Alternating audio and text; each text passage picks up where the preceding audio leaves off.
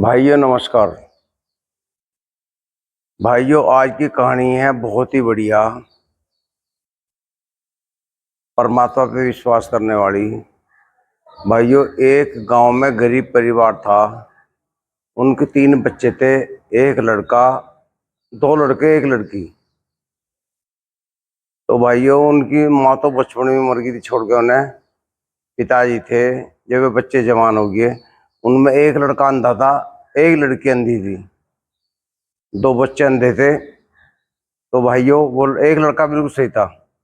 तो पिता को बहुत चिंता थी उस बच्चे की, कहीं मेरे बच्चों का क्या होगा ना, कौन खाना पिलाए खिलाएगा, कौन इनका भरण पोषण करेगा।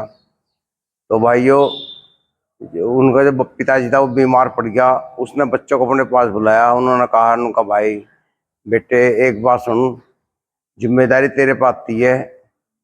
जो मोहित लड़का था सबसे बड़ा, उसका नाम मोहित था।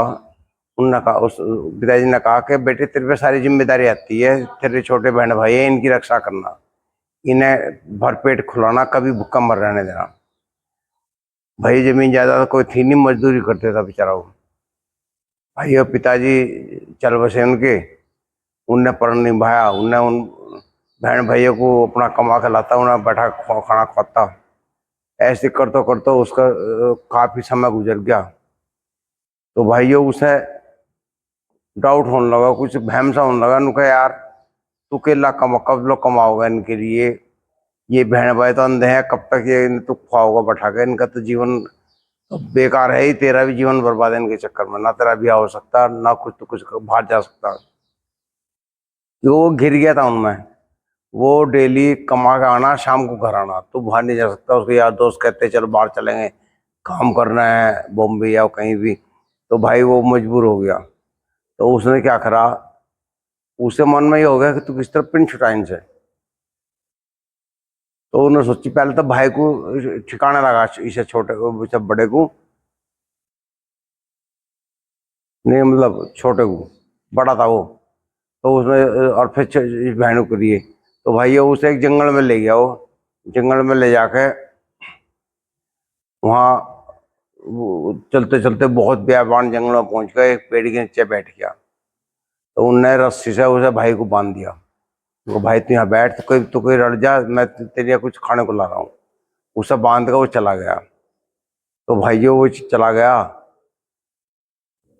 वो जो अंधा था उसे जब काफी देर होगी, उनने अपने हाथ से हला उला कर उसे भैंस हो गया, फैलाया, तेरा भाई ते छोड़ के चला गया।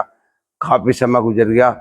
जंगली जानवरों का शोर तेरे दोहरा रहा है, कहीं ऐसा ना हो जानवर तुझे मार दे। तो भाई उसने कोशिश करके अपनी रस्सी खुला ली। रस्सी खुलकर वो पेड़ पे चढ़ गया। टो का चढ़ चलता है बेचारा, ऊपर चोटी पे चला गया। तो रात का समय हो गया। जितने भी जंगली जानवर थे वो उस पेड़ के नीचे आ गए। पेड़ था बहुत बड़ा। तो वहाँ भेड़िया, शेर, चीता वगैरह, लोमड़ी, गिद्दड़, सभी हर नस्ल के जानवर आ गए। तो भेड़िया कहने लगा, भाई एक दवाई मैं बताऊं। वही तो बात चल पड़ी उनमें। न कोई भी इस देश में अंधा हो तो उसके लिए एक दवाई है बहुत बढ़िया। क्या, एक ने पूछी क्या। नुको इस पेड़ की का पानी ले जाकर उसकी आंखों में डाल दो, तुरंत आदमी समक्का हो जाएगा, ये सत्य है इसमें। वो अंधा सुन रहा था। फिर दूसरा कहने लगा, शेर कहने लगा, मैं बताऊँ ना क्या। उनका उनको जाओ पूरब साइड को। जो आदमी पूरब दिशा में जाओगा दूर जाके, वहां एक बमी है। मतलब एक गांव में अंधे अंधे थे हमारे, कुबड़े अंधे, मतलब कुबड़े आदमी थे। उनको कुबसा निकल गया, उन्हें दिखाई भी कम देता था। तो वे अचानक पता नहीं क्या हुआ, जो सो के उठे सारे कुबड़े हो गए। उनके बच्चे नहीं पैदा होते थे, जो होते थे मर जाते थे। तो उन्होंने बताया दूसरे ने, शेर ने कहा, उन्होंने कहा उस गांव में ऐसा ऐसा बीमारी है। तो क्या, नो वहाँ जाओ पूरब को, वहाँ दूर जाकर एक पेड़ के नीचे बमी बंडी सांप की। भाइयों उस जब वो सांप में दूर चला जाएगा, उस बमी की मिट्टी ला गए। उन्हें चटा दो, वे जो है कुबड़े हुए सब सही हो जाएंगे। वो सुन रहा था बेचारा, सुन तो बस दिन निकल गया। दिन निकलने के बाद में वे सब जिनावर चले गए, आवाज बंद होगी। उन्हें सबसे पहले उसमें चक्कू था एक, उन्हें चक्कू से उसमें पेड़ में कट लगाया, उसका पानी निकला आंसू से, वो ना उसका जो पानी था वो अपने आंख में डाला, तो भाई उसे दिखाई देने लगा।